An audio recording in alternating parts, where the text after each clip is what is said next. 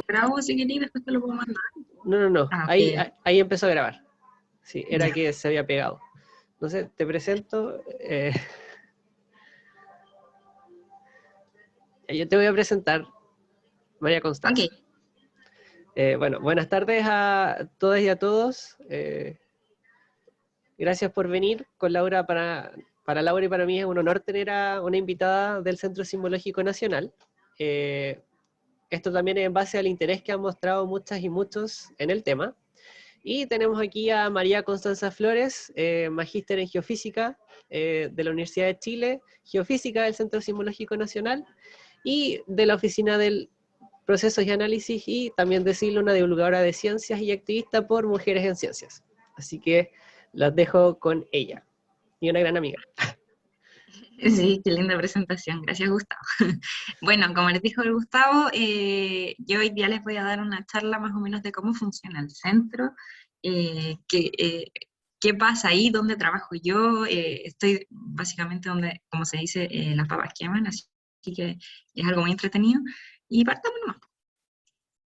Ya, entonces. Voy a partir primero con contarles un poco cuál es la misión del Centro Sismológico. ¿Ya? El Centro Sismológico es el organismo técnico oficial para entregar información de la actividad sísmica que ocurre en el país. En país completo, dígase, todo el territorio continental, las islas, y actualmente está temblando en la Antártica, así que también un poco de eso.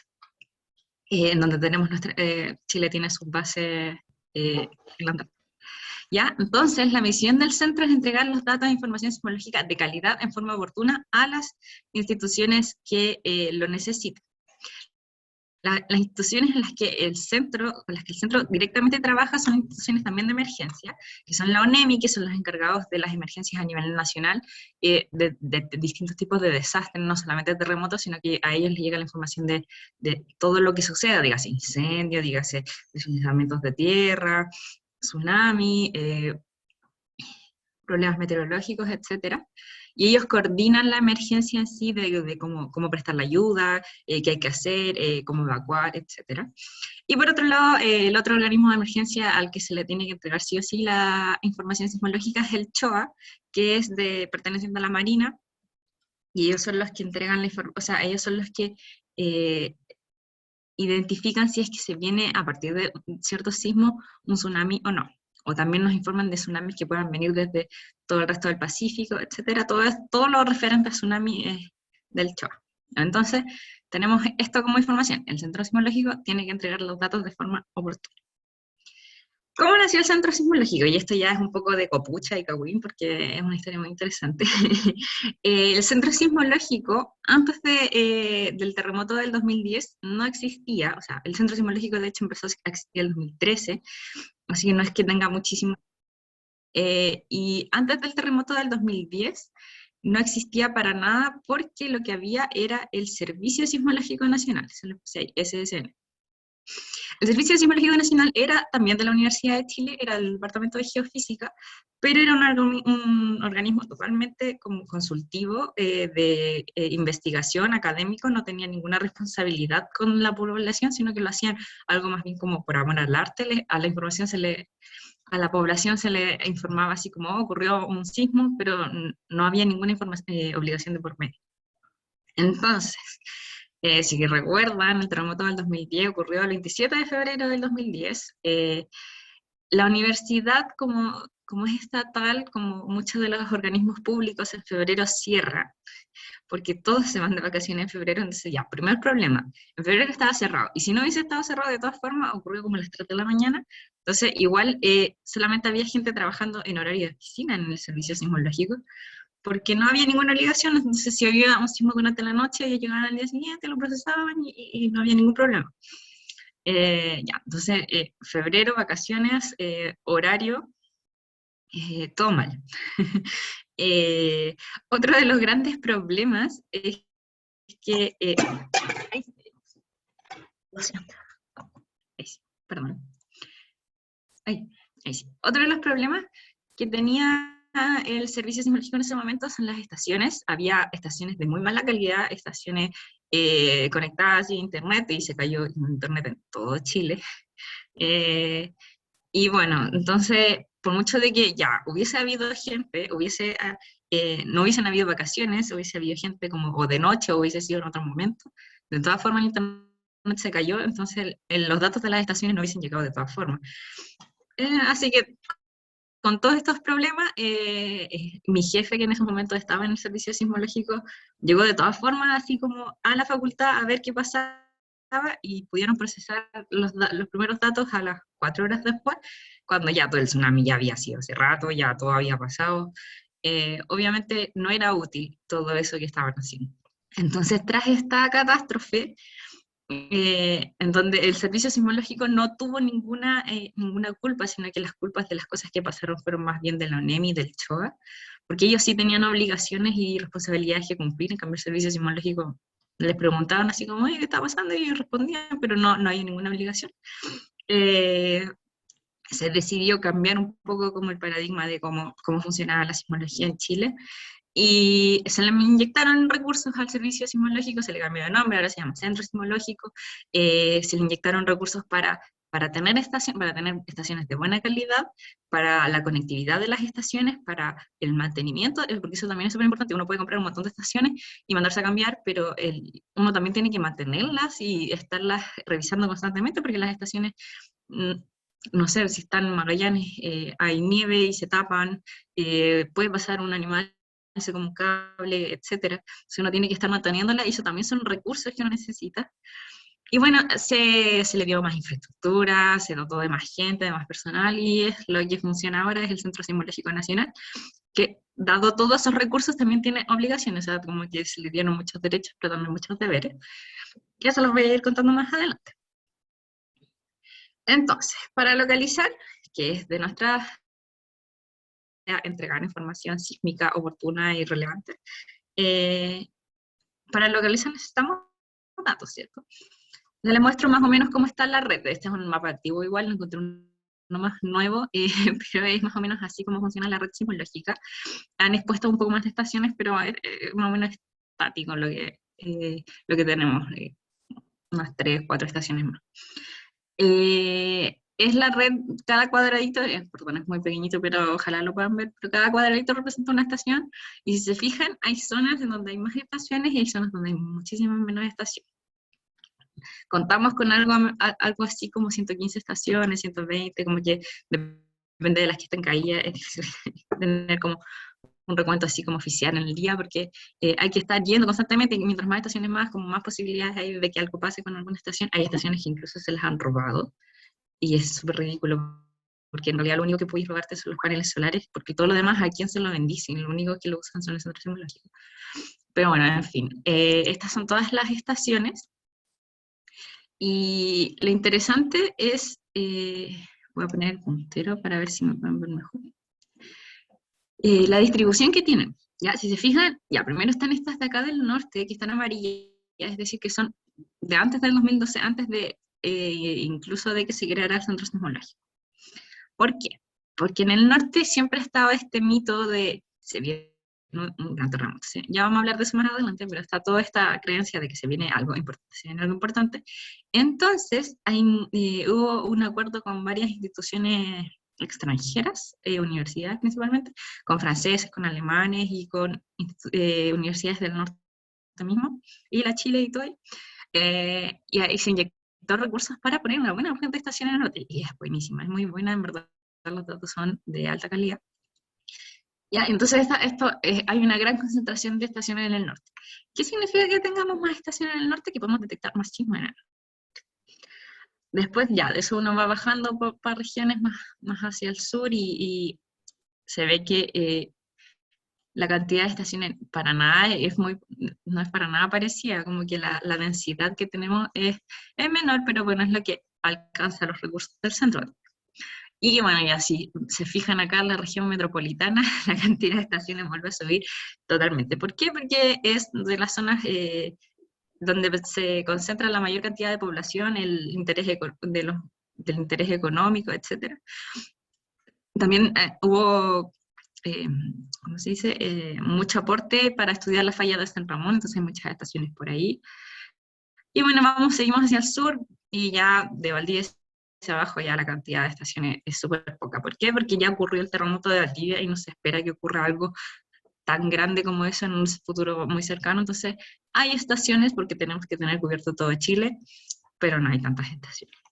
Son bien poquitas en densidad como espacial. De aquí hacia abajo está el punto triple, eso significa que acá hay 3 placas jugando, está la placa de Nazca, la placa sudamericana, y por acá la placa antártica, y bueno, ya de ahí hacia abajo el tipo de movimiento es súper bajo, así que tiembla poco y hay poco interés, y además es una zona súper inhóspita de llegar para poner estaciones. Las estaciones se caen a cada rato, nieva, es terrible, así que hay poquitas estaciones porque son muy difíciles de mantener, muy caras, muy costosas. Pero hay, no es que no haya, ¿ya? Ahora, si comparamos,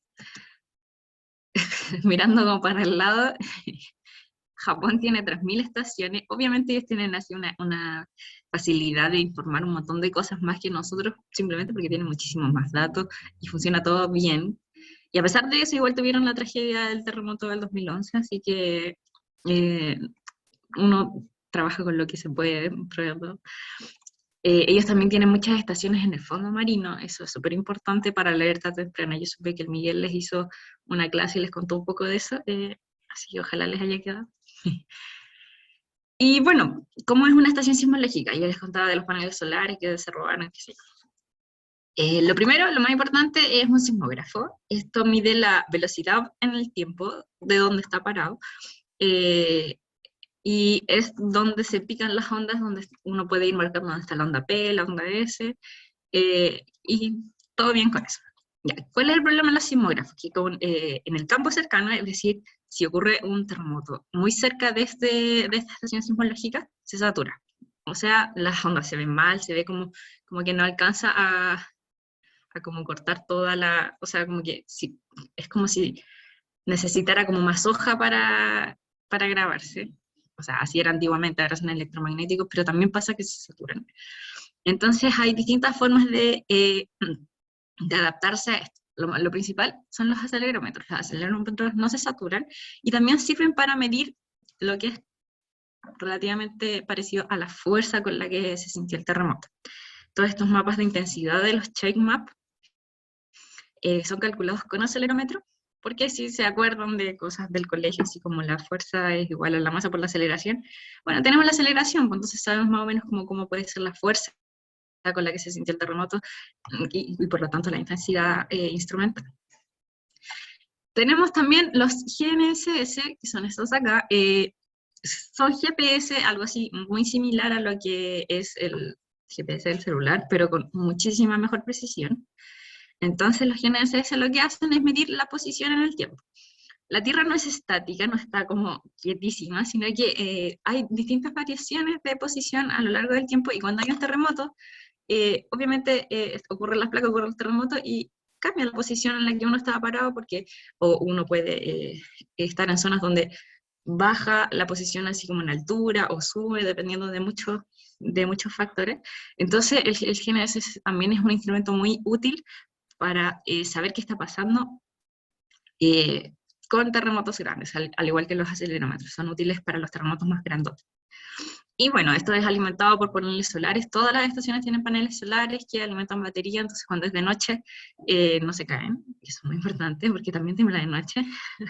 Así que así funciona una estación.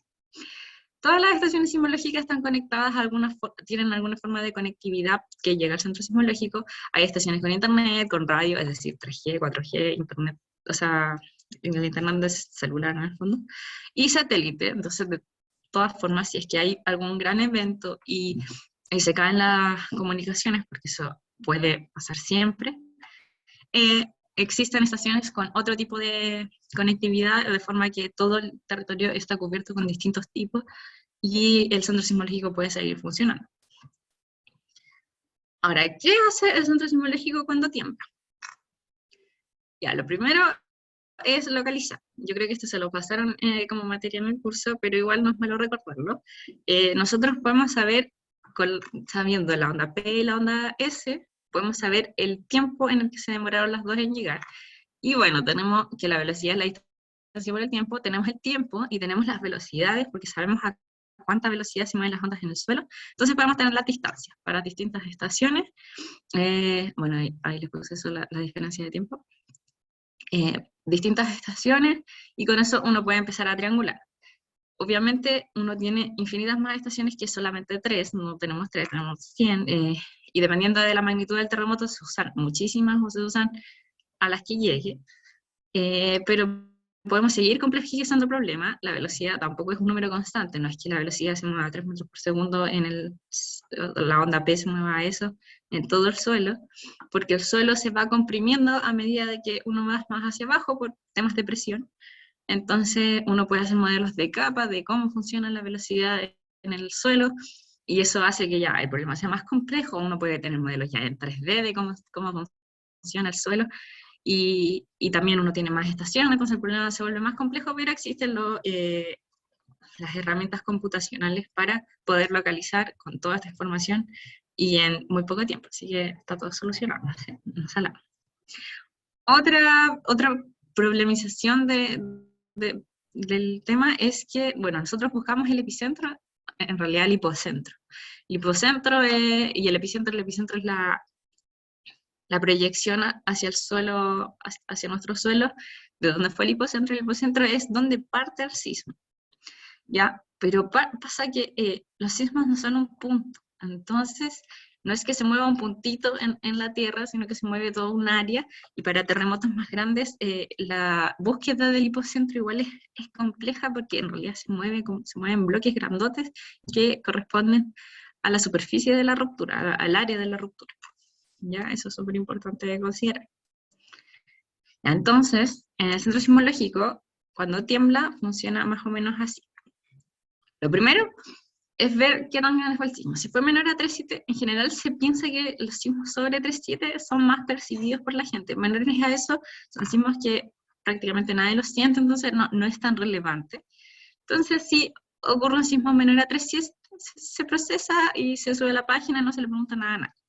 ¿Ya? El centro sismológico procesa desde 2,5 hacia arriba, en magnitud, porque no tenemos tantas estaciones para procesar sismos más pequeños que eso. Si tuviésemos una red como la de Japón, podríamos llegar a sismos 0 punto algo, cosas de ese estilo, pero al no tener tanta densidad de estaciones, podemos ver mucho menos sismos, y en particular los sismos pequeñitos cuesta mucho verlos, y necesitamos al menos 3 estaciones para poder localizar, y si tenemos menos de eso no podemos ver sismos pequeños. Entonces, si es mayor a 3,7, hay una serie de pasos en la que se debe cumplir dentro de estos protocolos que les contaba, de que tenemos que cumplir ciertas cosas. Lo primero es que hay que informarle a la ONEMI y al CHOA, dentro de los primeros 5 minutos, cuál fue la localización preliminar. Ahora, esto es súper importante porque siempre la gente se enoja porque el centro cambió la localización del terremoto, ¡ay!, que son indecisos en la cuestión, y por qué hacen eso, y el OCGS tiene otra localización, tiene otra magnitud, todo es distinto, todo cambia, el centro sismológico es terrible, son unos indecisos. Ya, eso, la explicación está aquí.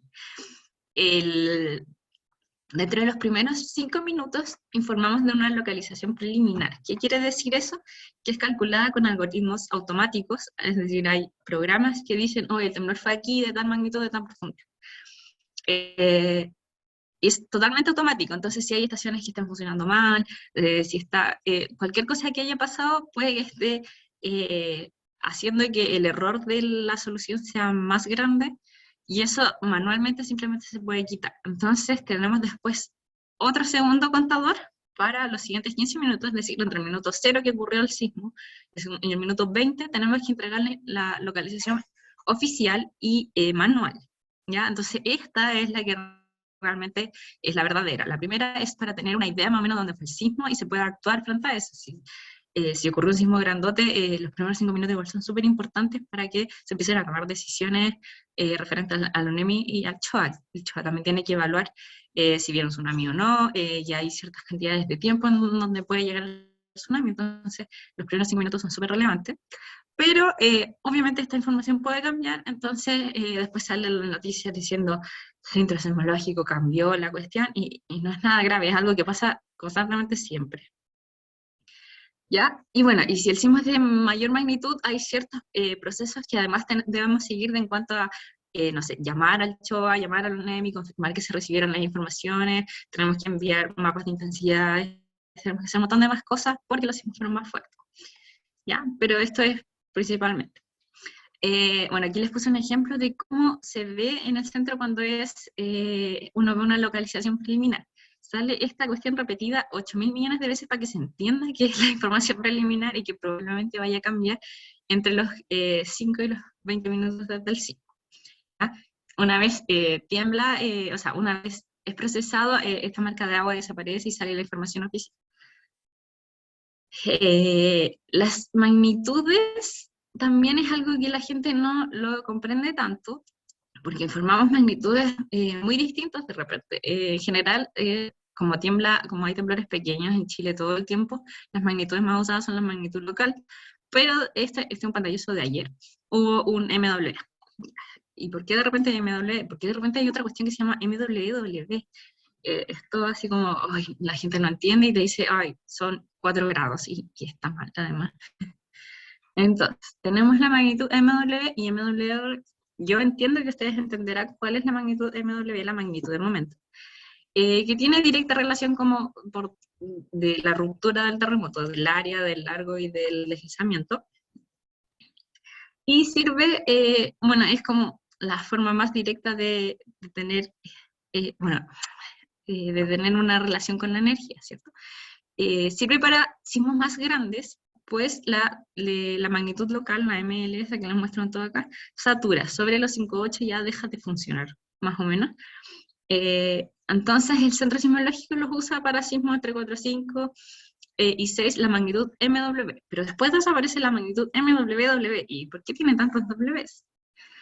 Hay una cuestión que se llama la fase W, que fue observada en un terremoto en Nicaragua, que fue un terremoto muy lento, pero que generó un tsunami terrible. Entonces la gente no entendía mucho como por qué la magnitud es tan baja, si fue grande el tsunami. Era bien conflictivo, y es útil para terremotos grandes. ¿Ya? La fase W es este tipo como de movimiento que es como una W, por eso se llama así, que ocurre entre la onda E y la onda S, pero los movimientos más lentos, es decir, de más baja frecuencia.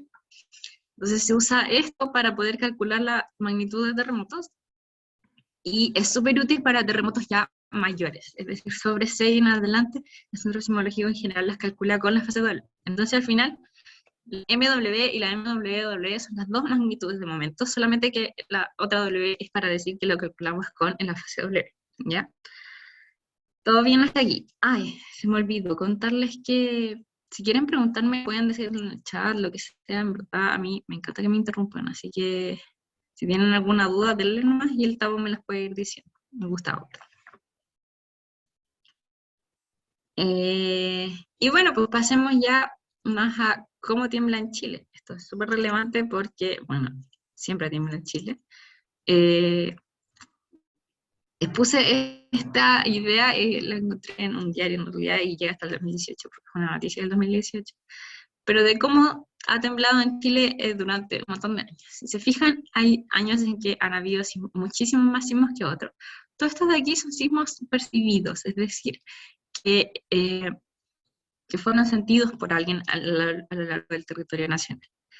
Si se fijan, por ejemplo, ay, puse mal la flecha, ya bueno, no importa. El 2018 el Centro Sismológico reportó algo así como 7.080 sismos, pero de esos percibidos fueron 265, son mucho menos los sismos que se perciben de los que ocurren realmente. ¿Ya? ¿Y por qué hay años que hay muchos más sismos? Bueno, en el 2010 todas las réplicas del terremoto del 2010 están aquí dentro de esto, entonces ocurrieron muchos más sismos. Y esto empezó a bajar, a decaer hasta el 2013, después del 2014 hubo otro terremoto, el terremoto de Iquique, que también tuvo precursores y tuvo réplicas, entonces hubo un aumento en la sismicidad. El 2015 hubo otro terremoto, el terremoto de Villapel, y ahí fue bajando hasta descender hasta esta cifra. Entre más estaciones sismológicas tenemos en Chile, más terremotos podemos registrar. Esto es sí o sí, siempre ocurre. Como les decía, Japón puede registrar hasta magnitudes más bajas porque los sismos pequeñitos no viajan mucho más allá de lo que del entorno cercano, entonces necesitamos tener muchas estaciones alrededor de un montón de lugares para poder registrar sismos pequeñitos. No así los grandes los podemos en todo Chile o incluso en todo el planeta. Cuando ocurre un sismo sobre 6,5 más o menos, en China, nosotros las ondas sísmicas de eso nos llega al centro sismológico claramente. Ya, hice este mapa también de cómo ya temblaban el mes pasado para que se entienda de que en verdad hay muchos sismos. El mes pasado hubo algo así como 40 sismos y no hubo sismos sobre 6. No siempre tiene que haber, en realidad tiene que haber, hay unos 5 en el año, algo por el estilo. Y si se fijan, en el norte tenemos muchísimos más sismos que, no sé, por ejemplo acá o hacia acá. Y eso tiene también por directa relación con lo mismo que les vengo diciendo, de que hay más estaciones en el norte, entonces se pueden registrar mucho más. Ah, y esto, lo más interesante, es que hacia acá no hay ningún signo. Y esto tiene que ver con esto que les decía antes. Hacia el sur existe otro tipo de movimientos de placa que son mucho más lentos, pero eso no significa que no tiemble. Y de hecho, hay una falla que se llama la falla de Magallanes, que tiene sismicidad activa, no así como la falla de San Ramón, que siempre sale en la tele y no tiene nada. Esta falla es una falla del tipo transcurrente, es decir, una se mueve a lo largo de la otra, y tiene sismicidad en la falla, es algo a lo que el Centro Sismológico ha estado poniendo el enfoque en el último tiempo, y esperamos tener más recursos para poner más estaciones, porque podría pasar algo importante aquí, y hay 5 estaciones en toda esta región, entonces es relevante de estudiar. ¿Qué podemos hablar de los sismos históricos en Chile? Esto es súper relevante para... ¿Sí? Perdón que te interrumpa, pero hay una pregunta. No sé si la puedes ver en el chat. Sacaron artículos del enjambre de movimientos en la Antártica. Sí, desde agosto del año pasado que no ha parado de temblar en la Antártica, y por eso mismo hasta el Centro Sismológico pusieron más estaciones. Y esa zona es una zona de expansión. Es decir, hay como una microplaca metida, no como las placas grandes y de Nazca, sino que hay una microplaca y se está expandiendo, y algo pasó y eso ya es problema de la ciencia, tenemos que identificar qué fue lo que pasó, pero algo pasó que empezó a haber mucho temblor, y es terrible porque donde está temblando es al lado de donde están las bases de los militares de Argentina, de Chile, y entre otras. Entonces se deben sentir muy, muy fuertes. Si hay un sismo 5, se deben sentir así horribles. Pero es algo a lo que estamos poniéndole ojo últimamente porque es interesante y es parte de nuestro territorio. Bueno, ya, este mapa es re complejo de entender porque tiene muchísima información. A mí me cuesta harto, así que vamos por partes. Por un lado, tenemos acá un mapa de Chile, ¿cierto? Llegamos hasta más o menos al punto triple, después de eso ya no nos importa la media tanto. Ya, tenemos todo Chile. Y hacia acá tenemos en el tiempo distintos larguitos líneas de ruptura que representan terremotos. Mientras los terremotos sean más grandes, en magnitud también su largo de ruptura es más grande, y más chicos son más chicos. Entonces, los terremotos más grandes, por ejemplo, este es el de 1960, o este de aquí, que se dice que es como la repetición del 1960, estos son sobre 9 en general, y así, pues tenemos distintos colores para las distintas cosas, etc. Entonces, cosas importantes de destacar, como les decía, el de 1960. Si hubiesen habido estudios, bueno, en ese momento en 1960 la sismología estaba re en pañales, pero si hubiesen habido estudios, así como de paleosismología o qué sé yo, hubiésemos sabido que en 1575 hubo un terremoto de características muy similares. Entonces se puede estudiar haciendo hoyos en la tierra, viendo a dónde llegó arena, en dónde no debería haber arena, producidas por tsunamis, etc. Entonces se podría estar más preparado. De hecho, hay terremotos en el mundo que se pueden estudiar de esa forma. Ahora, no es que haya una recurrencia, no sabemos qué pasó acá hacia ¿cuántos son esos? 400 años antes de eso, no tenemos idea, pero en general se tiende a pensar que hay una cierta recurrencia en los eventos. Antes de esto tampoco vivía nadie que escribiera en esta zona, sino que eran pueblos originarios, entonces el relato puede ser oral, pero no ha llegado lo suficientemente atrás. Entonces tampoco tenemos información al respecto. Ya, en la zona central, y esto es lo que más, no es que me guste meter miedo, pero en realidad es algo que tenemos que tener muy presente, es que también tenemos un terremoto 9 en la zona central, que fue en 1730, se estima que fue como 9,2, 9,1, algo por el estilo. Y han habido pequeñitos entre medio, pero puede que pase algo, puede que este sismo tenga como alguna idea de recurrencia de, no sé, 300 años, puede ser 500 años, puede ser 1000 años, y no tenemos mucha idea, pero tenemos que tener presente de que sí se puede generar en la zona un terremoto de estas dimensiones. Ahora hace poco se puso a temblar en Atacama, y salió a la tele así como, puede haber un terremoto, no se descarta, qué pasó, qué sé yo. Eso pasó más o menos por acá, los sismos, y por acá no ha temblado, no ha habido nada. Y lo único que sabemos es que en 1922 y 1819 ocurrieron sismos de magnitud similar, bueno, algo así como 8,1, 8,2, 8,5.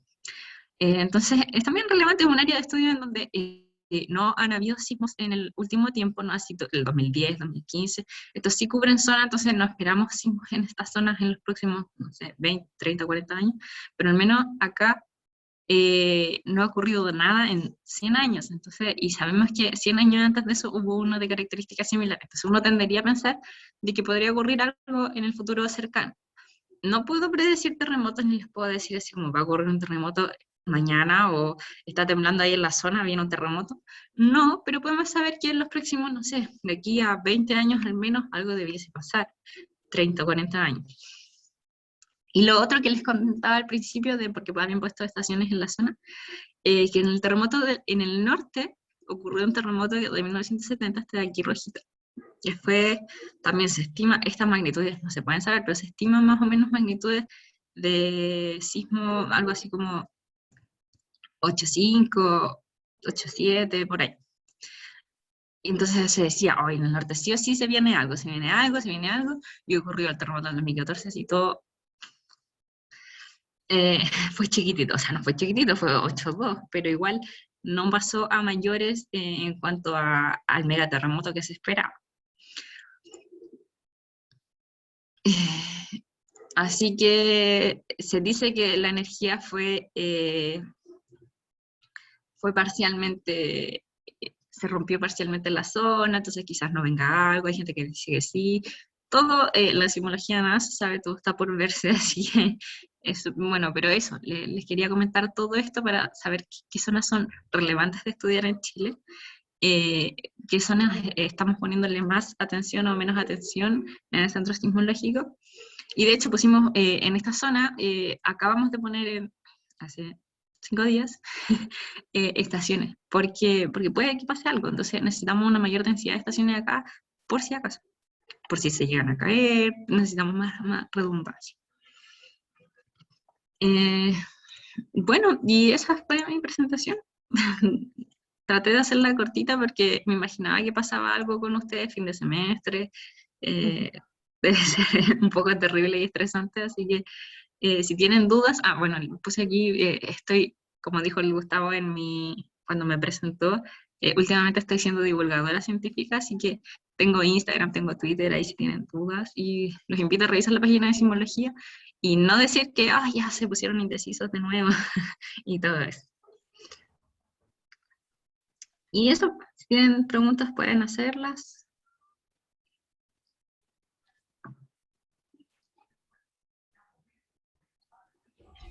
Ana María, creo que tiene levantada la mano. Hola, profe. Hola.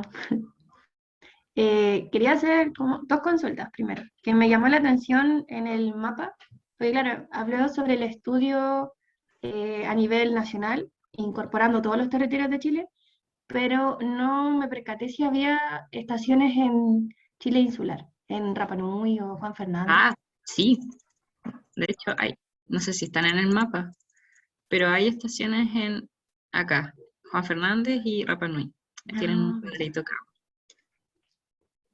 Y bueno, la isla de Rapa Nui está cerca o sea, no está cerca, pero así como 300 kilómetros, eso no está nada cerca, pero lo más cerca que tiene es una zona de expansión, entonces tiembla para allá de repente y por riesgos de tsunamis también tenemos que procesar esos sismos y avisarle al Choa y todo eso. Claro. Qué chulo. Ah, y lo último, uno podría hacer la práctica en el centro sismológico, como, no sé si va para la profe Laura, pero ya como con el título que nos presentaría la universidad, ¿se podría hacer práctica en el centro sismológico? Han hecho prácticas, de hecho, yo hice mi práctica en el centro sismológico. Depende mucho de tu currículum, de los proyectos que se están haciendo. El centro sismológico, eso sí, no paga por práctica, eso es bien lamentable, pero por problemas de presupuesto, como el presupuesto nos lo entrega la ONEMI, no está dentro de las cosas que tenemos que hacer prácticas, pero sí recibe gente así a forma, por la buena onda, Por sin la- claro. Me puedes escribir para que yo te mande, ahí está mi correo, aquí abajito si se ve, a cargo de las prácticas, por